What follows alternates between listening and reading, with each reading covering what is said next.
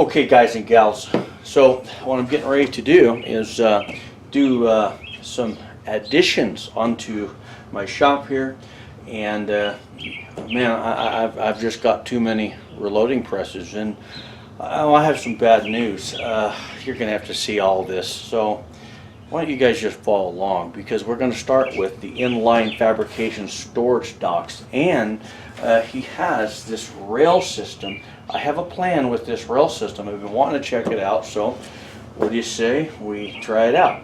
So this is what Dan has. In starting this off, first off, he has a single docking storage station and a double. Shortly you're going to see where this double goes. What comes with each docking station is you have your mounting hardware. Here you see there's 3 holes.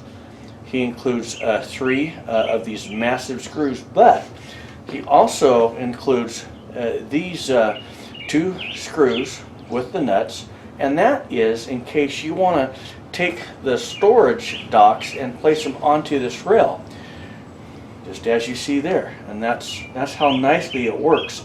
And as you see, it's solid, it's not going to go anywhere, and you need to follow along, because shortly you're going to see this rail set up onto this bench, and you're going to see 2 of these double storage docks set up onto this rail. So what do you say we go ahead, let's take this single storage dock and let's get it set up. Let's go. So now on our quick change system storage docks, when you're trying to figure out how high you're going to mount them and the space you want to mount them, one of the things you have to think about is how far under the equipment's going to hang and how far over. But remember, when you are lifting the quick change system top plate off of this storage dock, it's going to have rise, and that rise, if it's too close to the piece of equipment above it, it's going to hit that. So you just have to account for that. So you're going to see that I've had these plates mounted in different places, and in the beginning on my channel, I didn't know that my channel would grow like this, and really I thought I would just have a couple simple reloading presses, and it doesn't work that way, does it?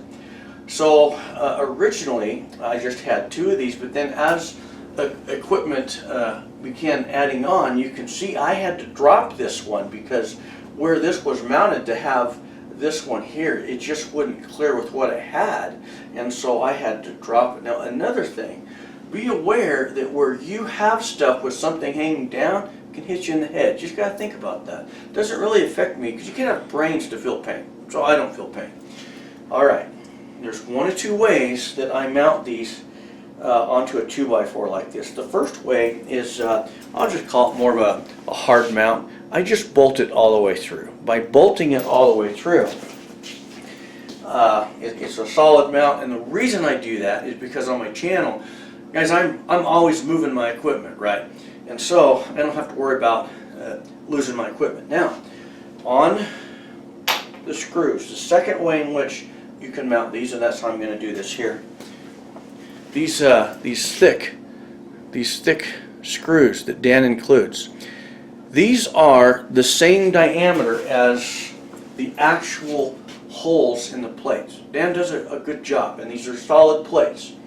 The trick is you need a pilot hole, but if the pilot hole is too large, these are going to strip it out. It's going to hog it out, and these won't hold. So you just want the smallest pilot hole that you can get away with, and no more. So now this is how you do this. Once you figure your height, then mark your first center hole and drill that.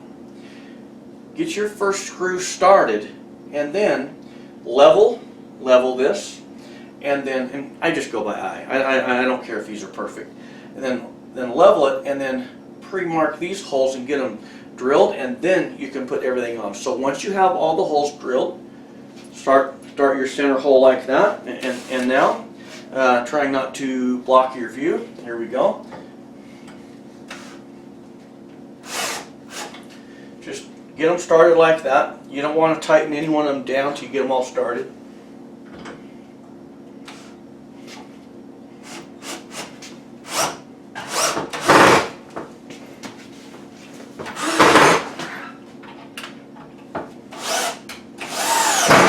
what I found, I like them.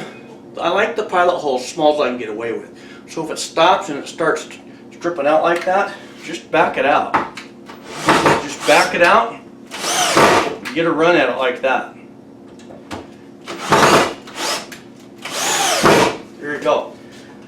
That's on there. Ain't gonna go nowhere. Now, as my channel grows, these are going to move. All this is going to change down the road. So these are just temporary. But the way I have these and the way I've measured for the equipment, they're going to work just fine. So there you go. So now we're ready to take a look at the rail system by Inline Fabrication. That will be the next video in this playlist. So follow along and we'll see how it works. So guys and gals, that's the end of this video. God bless. We'll see you on the next.